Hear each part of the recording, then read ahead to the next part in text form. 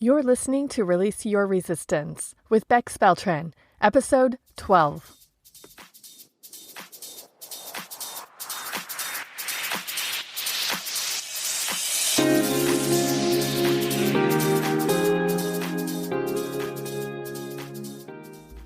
Welcome to Release Your Resistance. This is Bex. The only reason why any of us don't have what we want in life is because of our own resistance. Right now, I'm learning how to recognize and release my resistance, and this podcast tells you how you can release your resistance so that you can live the exact life that you want. Let's get started. This is our second First Friday together, so I want to introduce you, or maybe you already know her, so tell you about another one of my favorite teachers, Jess Lively. This episode is another combination of fan letter, thank you card, and love note about someone who has changed my life, even though we haven't met yet. Jess Lively is the creator of the Lively Show podcast, and she has a library of online courses, and she does so much more, but I'll just tell you about the parts of her work that I personally consume. Listening to Jess's podcast has taught me so much. She has shown me that it is possible for a woman to live her life and run her business on her own terms in a very non-traditional way without caring what should be done. She has what I think is an exceptionally unique story, and one of the first things I heard her say that really piqued my interest was when she mentioned on one of her episodes, "I'm writing this in pencil," meaning I'm not coming to you as an expert with all the answers, but instead, I think she's saying, I'm learning, and this is unfolding for me in real time, and I'll share this journey with you as I go. I have adopted that attitude for myself with this podcast, and I am trying to adopt it in my life. I'm trying to remember we are all just writing in pencil. Maybe we'll change our minds. Maybe I'll find a way I like better. Maybe you'll realize something different than what you know right now. That is why it's in pencil. We can erase, we can write over. It is not permanent. It's not set in stone or even in ink. It's just pencil. I also love that she acknowledged that as she's changed and pivoted, and as the message in her podcast has changed over the years, she knew she wouldn't appeal to every listener. And she told those who were leaving in a very loving and confident way, "Thank you for listening and see you later," without apology and without trying to convince them to keep listening. And just so you know what I'm talking about, Jess started her podcast as a business coaching and interviewing podcast. And over the years, it has transformed into a very woo, very spiritual, and at times somewhat out there podcast. And I love it. Jess taught me about alignment and flow. She gave me an example of an unconventional lifestyle that's really interesting and beautiful. I first found Jess through her podcast, The Lively Show, a few years ago. I may have listened to 1 or 2 episodes way back in the day and liked it, but it may not have fully resonated with me back then because her podcast didn't make it onto my constant rotation and I didn't subscribe. It's funny to think that she had a whole life and online identity before I started following her seriously and really got to know her. Once I finally did jump on the Jess bandwagon, and as I consumed more and more of her content and went back and listened to her older stuff, I learned that she had a jewelry design company and a business blog and podcast way before she evolved into the Jess Lively that I came to appreciate and rely on. I may have reconnected with her podcast after those initial one-off episodes I had listened to because of an episode that she did with Brooke Castillo, who I gushed about on last month's First Friday episode. And when I listened to that Brooke episode, I probably remembered I had listened to Jess before and liked it. So I got interested in her again, and shortly after, in December of 2016, she did an episode called Things I'm Afraid to Tell You. That was a really interesting and provoking episode for me to listen to, and some of it was a little out there for me at the time, but it clicked for me. So I started listening to more of her episodes, and then I got totally involved. I was captivated by her journey. Literally, she had sold her house out from under herself and started on a world tour with no itinerary, no agenda, and no final destination planned out. She tried out cities and places, went to conferences and took trainings, and along the way, she recorded her podcast and facilitated her online courses. She was a sophisticated vagabond, and I loved following along with her vicariously. I was so surprised and encouraged by her admission that she doesn't worry about responding to email if she's not feeling it. She was like, sometimes I don't want to check email for days, and I don't. Hearing about that technique gave me such relief over some guilt I had been creating for myself about some tasky things that I had convinced myself I needed to do, but that I didn't really want to do. After hearing her describe her attitude, I still didn't do those tasky things. I probably wasn't going to anyhow. And I also dropped the guilt I was feeling around not doing them. Perfect. Thanks, Jess. Okay, I just want to interrupt myself here to check in with you right now because that last comment may have raised some red flags for you, or maybe just your eyebrows. It might have brought up a lot of resistance or discomfort. So I just want to be clear. I am not telling you that you should ignore or discard important tasks and emails. What I am telling you is that I heard Jess describe her approach. I liked it, and I tried it for myself. And it worked for me. And it's too good not to share. And it's one of my favorite things that I've learned from her so far. So I'm sharing it with you, but not with the expectation or direction that you adopt it for yourself unless you want to.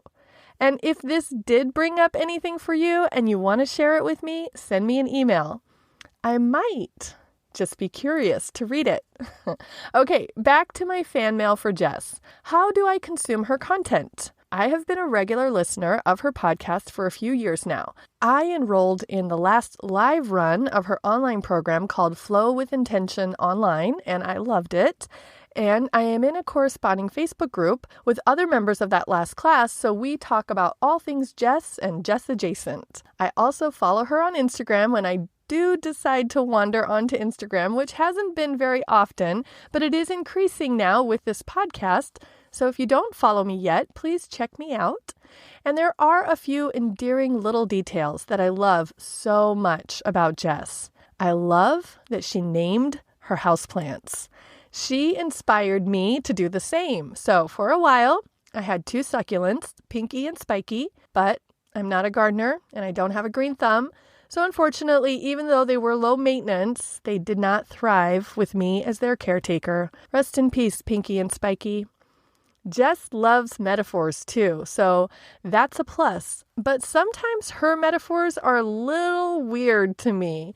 She likes to make things up about how our thoughts are like ordering cheeseburgers, and then what we're dealing with is like carrying backpacks or bean bags. So yes to the metaphors and to the specific examples that she uses. She refers to going into yourself to listen to your inner voice as bobbling down, which I assume is referring to a bobblehead. And I am just not into all of those metaphors, but I do appreciate our shared love to explain concepts with more everyday descriptions. The best metaphor that Jess came up with that I do love, and I use it all the time, is what she calls the ego's favorite chew toy. This one is perfect. I do love to think of my ego as an irrational, animal instinct only kind of personality. And it would have a chew toy to keep it occupied and entertained. And it would have a favorite chew toy that it keeps going back to and throwing around and growling at when the toy is being withheld or inaccessible. Basically, this is when you have a thought or an issue or some drama that you keep on going over and over again. The mind in you cannot drop it. So even if you have intentionally decided to let it go, the ego, or the mind in you, keeps bringing it up and shaking it around to get your attention, just like a dog with a chew toy. And once the ego grows tired or bored of one chew toy, it makes sense that it would move on to a new favorite chew toy and keep it close and drop it in my lap when I'm trying to focus on something else. That description is so delightful and descriptive and spot on. And I love to recognize when something I keep thinking about is just my ego holding on to a thought and not letting it go. When I refer to something as my ego's favorite chew toy, it helps me keep it in perspective and realize that I am in control of my thinking. Do you get it? Can you visualize it? What do you think? Does your ego have a favorite chew toy? Like a habit you're trying to break, or a relationship that you're hung up on, or a situation that has a simple solution, but your ego just cannot stop creating drama about it. Jess checks all the boxes for me. She is multifaceted and she's on her own hero's journey. And she has a podcast that I can listen and re-listen to. I love that she organizes her podcast into seasons because I feel like I can be more of a fan of one season where another season might not be my favorite, just like a TV show. She's definitely doing her own thing. My favorite season thus far has been season 4. Season 7 got a little too out there for me, so I skipped many of the episodes, but I fell right back in love with her when she did her season 7 Q&A sessions and the solo sessions. Learning from Jess has flipped so much for me. She taught me not to effort, not to hustle. This was like a lone voice out there in a chorus of sameness. All around me, I was hearing and reading, you gotta work hard, you gotta hustle, you gotta push yourself. And through all that noise, I heard Jess's voice saying, don't put in so much effort. Just get into alignment and let things flow. Just let things unfold. What a relief that was to hear. She taught me not to do a routine if it doesn't feel good and to get into alignment before anything else. I think the most profound thing I learned from Jess and I use frequently is the concept of ego and inner voice. Jess taught me that there are 2 voices or personalities creating the thoughts I think or hear. The ego, also known as the mind, and the inner voice, or my intuition. You've probably noticed that I refer to the mind in me. I use that expression a lot, and I learned it from Jess. I like saying the mind in me rather than just saying my mind, because it helps me separate the thoughts coming from the mind from the thoughts coming from my inner voice. It gives me distance and perspective, and it lets me look at those thoughts objectively. I use it interchangeably with ego. When I think of my ego, or the mind in me, I am separating that part of my brain, that processor of thoughts, from my inner voice, from my essential self, from the true, authentic Bex. I love being able to differentiate between the different sources of my thoughts. Some of my thoughts are focused on protecting me, making sure I'm part of the pack, conserving energy. Those are thoughts generated by the mind in me. Some thoughts, I think, are always calming, reassuring, knowing. Those are thoughts of abundance, love, and safety. Those thoughts are coming from my inner voice, my intuition, or my authentic self. Another well-known coach who I love, Martha Beck, talks about these 2 also. She calls them the essential self and the social self. And Brooke Castillo talks about the mind as peanut because it's a peanut-sized part of the brain called the amygdala. So even though I've heard this concept from all my favorite teachers, I think I really learned it and understood it with Jess. And Jess taught me to check in with my inner voice to get answers. I love when she coaches people and they ask her what they should do or think. And she says, I don't know, you know, let's ask. I love that by understanding this distinction as I watch my thoughts, I'm able to differentiate if something I'm thinking is coming from my ego, which is usually in protection mode, meaning there's some fear or danger or scarcity or harm, or if it's coming from my inner voice, which is calm and confident and secure. Admittedly, though, sometimes it is very hard to tell which voice I'm hearing because the ego is so crafty. She is like the loud friend who needs to be the life of the party for fear that she'll be overlooked or left out. The inner voice is the more quiet one who usually doesn't need to call attention to herself because she is not threatened. So sometimes when I'm trying to figure out what I'm thinking and where my thoughts are coming from, I'll wonder if it's my ego or my intuition. And my ego will say, "Oh, this is your intuition you're hearing right now. Listen to this." She is not one to fade lightly into the background, especially when she thinks something's at risk. Jess taught me a way to be more open whenever I feel resistance to doing something I think I should do or that I think I have to do. She taught me to ask myself, what would be the most fun way to do this? So if I have a task I hate to do, but I really want it to be done, and I'm the only one to do it, I can think of the most fun way to do it. Maybe that involves listening to music while I do it. Maybe that means making a game out of it. Maybe it means narrating all the steps I'm taking to my dog in a funny accent until they're all done. Just asking myself the question, what would be the most fun way to do this, helps me open my mind just a little bit wider to the possibility of how to get this unappetizing thing done. And I usually do end up having fun, or at least laughing at myself a little. This question, what would be the most fun way to do this, goes along with another Jess teaching, which is alignment before action. I translate this to mean I have the option to always get into alignment, also known as a high vibe, or the right frequency, before I start doing something or working on something. So I give myself permission not to start something if I am not feeling it. And I trust that if I get myself into alignment first, I can take action from a better place and get a better outcome. It's basically like releasing my resistance to working on something so that the resistance isn't creating a drag or a tension that's unhelpful. Jess also taught me to ask myself, what is the universe flowing to me right now? This question helps me deal with the resistance that shows up when I am feeling stuck, unmotivated, overwhelmed, or bored, among other things. When I zoom out from my current tunnel vision and think about what the universe is flowing to me, it reminds me that nothing has gone wrong. Everything is happening for me to learn from, to grow from, to experience or experiment with. And sometimes it makes me appreciate what I do have instead of lament what I think I'm missing out on. So, on the off chance that Jess is listening, here is a personal message to you.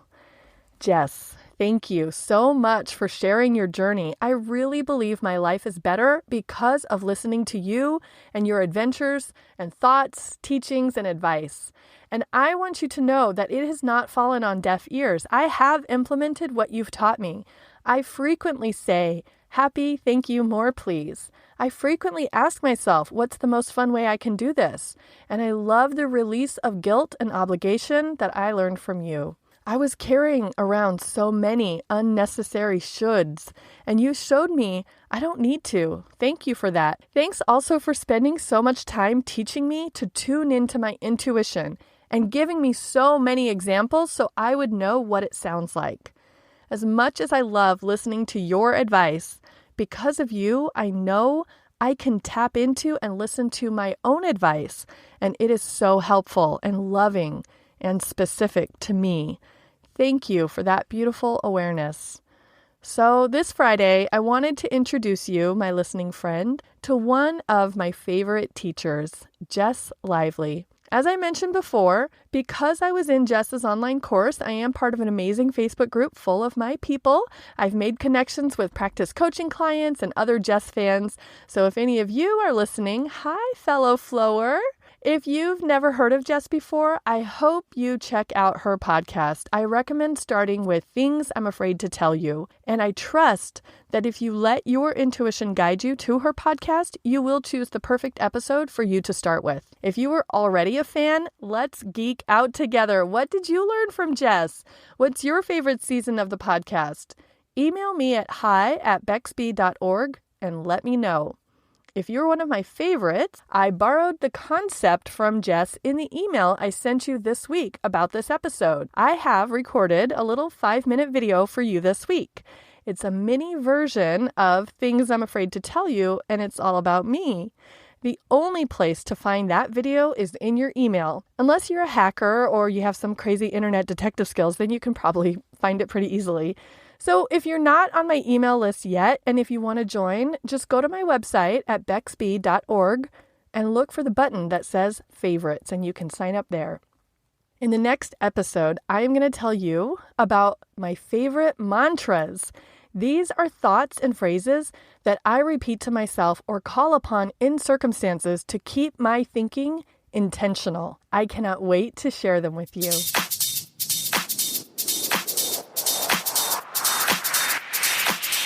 This has been Release Your Resistance. Thank you for listening. If you like this podcast, make sure you're subscribed and leave a review on Apple Podcasts. Also, think about someone who you know who would love this episode and share it with them. There should be a share button on your app if you're listening to this on your phone. If you'd like to continue this conversation one-on-one or in real time, come visit me on my site at bexb.org to see how we can work together.